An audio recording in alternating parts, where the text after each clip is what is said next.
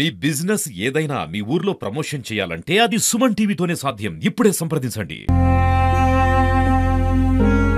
20 సంవత్సరాల క్రితం ఆ భర్త ఎక్కడైతే చనిపోయాడో అదే ప్లేస్ లో కూడా భార్య చనిపోవడం అయితే మండల వ్యాప్తంగా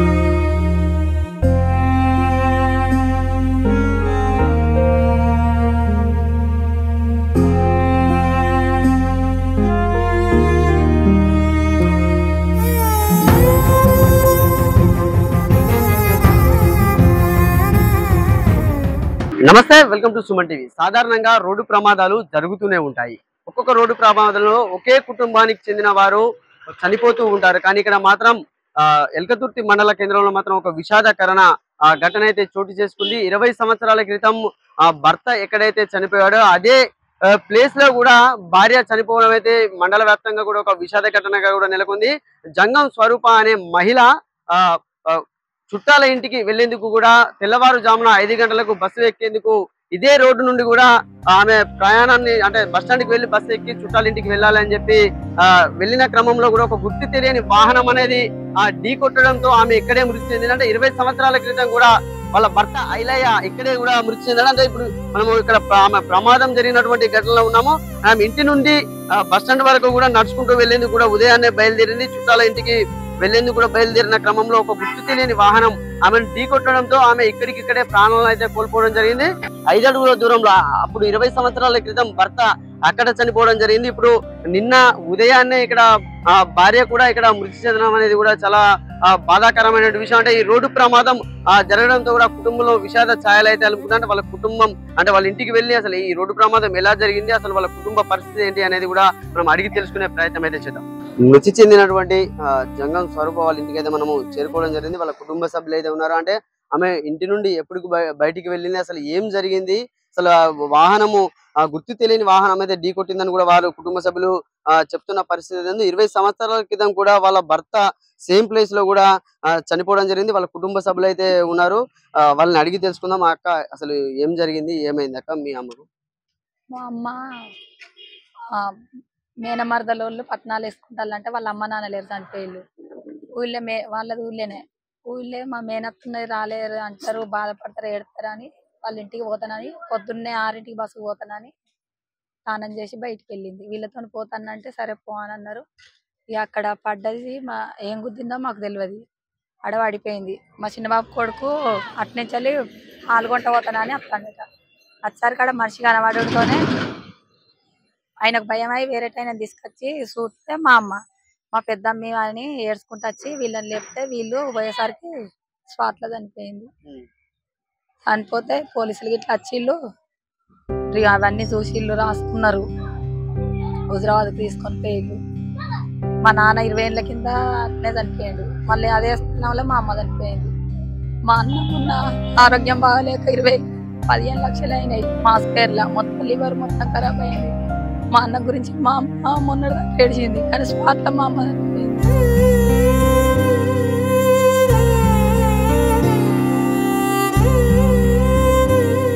ఏం లేదు, చేసుకుంటే తిన్నట్టు, అలా భూములు తాగలేదు, ఆరోగ్యత బాగుండలేదు. ఆయన ఎప్పుడు ఎట్లుండేది తెలియదు, షుగర్ ఉన్నది, బీపీ ఉన్నది, లివర్ ఖరాబ్ అయింది. 15 లక్షల దాకా ఆయన అప్పు తెచ్చి ఆడిడు తెచ్చి పెట్టిళ్ళు. ఇక ఇల్లు అమ్మి బాకీ కడదాం, నువ్వు రద్దు పడకూడదు కానీ మా అన్నకు ధైర్యం చెప్పింది. ఇక అంతలో మా అమ్మ స్పాట్లో చనిపోయింది. కొడుకు అనారోగ్య పరిస్థితులు కూడా బాగలేకున్నా కూడా అంటే నేనున్నానని ధైర్యం చెప్పిన తల్లే మాత్రం ఇప్పుడు లేకుండా వాళ్ళ కోడలు అయితే ఉంది. అడిగి తెలుసుకున్నా అసలు ఏమైంది అనేది. అక్క ఏమైంది, అసలు ఏం జరిగింది? మీ అత్తమ్మకి ఎప్పుడు ఇంట్లోకి వెళ్ళి బయటకు వెళ్ళింది అక్క? 5:35 నిమిషాలకు ఇంట్లోకి బయటకు వెళ్ళింది.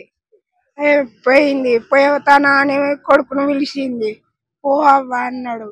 పోయినాక 1 లారీలు వచ్చినాయి కానీ మాకు వెళ్ళిపోయింది కదా ఏమో కాదు అన్నట్టు మేము అనుకున్నాం. కానీ ఇట్లా అవుతుందని మేము అనుకోలేదు. మమ్మల్ని నాగం చేసింది, అడవిలో తోలింది.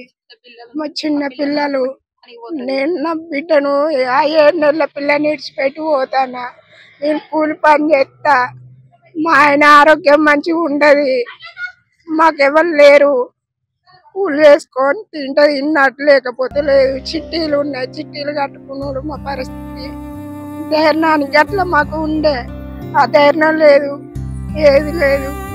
మేము అడవిలో ఉన్నాం. ఏం చెప్పింది మరి? పొంగి ఏమన్నా చెప్పిందా? ఏం చెప్పలే. కొడుకుని పిలిచింది, ఓ అవ్వ అన్నాడు. చికవడంగా బట్టలు తీసుకొద్దా అని అత్తమ్మ అన్నది. పోయినాం, ముగ్గురం పోయినాం. మా ఇంకా నేను నా బిడ్డ ముగ్గురం పోయినాం. పోయి తెచ్చినాం, ఇంట్లో పెట్టుకున్నాం. ఆమె తీర్థం పోతున్నాను, ఓ చీర పక్క పెట్టుకున్నది. కోడలికి ఓ చీర అని పక్క పెట్టింది. ఇక అది ఆడికి వేసినాక శుక్రవారం రోజు ఎంలాడ పోతామని అనుకున్నాం. కానీ ఇట్లా అయింది. లేని వాళ్ళం, గరీబ్ వాళ్ళం, మాకు వెనకాల్సర్ లేదు, ఏది లేదు. 15 లక్షలు మార్క్స్ పేర్లో పెట్టిన మొన్ననే. ఆయన ఎప్పుడు ఎట్లా ఉండేది తెలుస్తలేదు. ఆయన షుగర్ ఉన్నది, బీపీ ఉన్నది. ఆయన పరిస్థితి అయితే బాగలేదు. మాకు న్యాయం చేయండి. వాళ్ళ కొడుకు కూడా ఉన్నారు. అంటే 20 సంవత్సరాల క్రితం కూడా అదే ప్లేస్ లో వాళ్ళ నాన్న కూడా చనిపోయినప్పుడు ఆయన ఒక 6-7 సంవత్సరాలు ఉంటాడు అని అంటే వాళ్ళ కుటుంబ సభ్యులు అయితే చెప్పినట్టు ఆయన అడుగుదాం. ఏమైంది అసలు, ఏం జరిగింది? మీ అమ్మాయి ఏమైనా చెప్పింది వెళ్ళే ముందు? ఏం చెప్పలేదు. అక్కడికి పట్నాలు వేసుకుంటారు, వాళ్ళ ఇంటికి పోతారా అంటే, వద్దమ్మ మన పరిస్థితి మంచిగా లేదు, మొన్నదాకా హాస్పిటల్లో ఉన్నాం కదా పోకుండా. వాళ్ళ హాస్పిటల్ ఖర్చులు కదా, మనకు అంతో ఎంతో కొంచెం సాయం చేశారు. అప్పుడు 2000-3000 సాయం చేసారు. మనం పోకపోతే మనకు ఎవరు వస్తారు? మళ్ళీ వాళ్ళకు తల్లి లేదా తండ్రి లేదా అని నేను పోయేస్తా అంటే, సరే అమ్మ మరి నీ ఇష్టం పోయిరా అని చెప్పిన. సాయంత్రం వెళ్ళి బట్టలు ఇట్లా తీసుకొచ్చింది. ఈ పొద్దున్నే 4:30కి 4:30కు లేచింది, స్నానం ఇట్లా చేసింది. 5:30కు రాజు మరి అక్కనపేట బస్సు వెళ్ళిపోతాయిరా నేను పోతా అంటే, మరి బెల్లంగా పోమ్మా, ఇక నా బండికి కూడా లైట్ వస్తుంది, ఆటో నడుపుతాను నేను, బండికి లైట్ వస్తలేదు దింపేద్దాం అంటే పక్క పండు పో అని చెప్పి నేను పోయి పడుకున్నా. ఎంతనే కథం ఏం గుర్తు తెలియదు, ఏం తాగిందో తెలియదు. ఇంతమంది మా తండ్రి గారు కూడా అక్కడే 20 సంవత్సరాల క్రితం అక్కడే చనిపోయాడు. యాక్సిడెంట్ లారీ కొట్టి వెళ్ళిపోయింది. అమ్మ కూడా అక్కడే చనిపోయింది. మాకు నా బిడ్డను పట్టుకొని ఉంటే అటు ఇటు ఆమె పనికి పోయేది. ఆ పరిస్థితి కూడా లేకుండా నాకు ధైర్యం లేకుండా అయిపోయింది. కుటుంబానికి ధైర్యంగా ఉండే తండ్రి ఎన్నడో కోల్పోయాడు. మళ్ళీ ఇప్పుడు తల్లి కూడా కోల్పోవడంతో కూడా వీళ్ళు అంటే తీవ్ర దుఃఖ సాగరంలో ఉన్నారు. గుర్తు తెలియని వాహనం ఢీకొనడంతో కూడా ఆమె మృతి చెందిందని కూడా వీళ్ళు కుటుంబ సభ్యులు అయితే చెప్తున్న పరిస్థితి ఉంది. కెమెరామెన్ జగదీష్ తో సతీష్, సుమన్ టీవీ, సిద్దిపేట.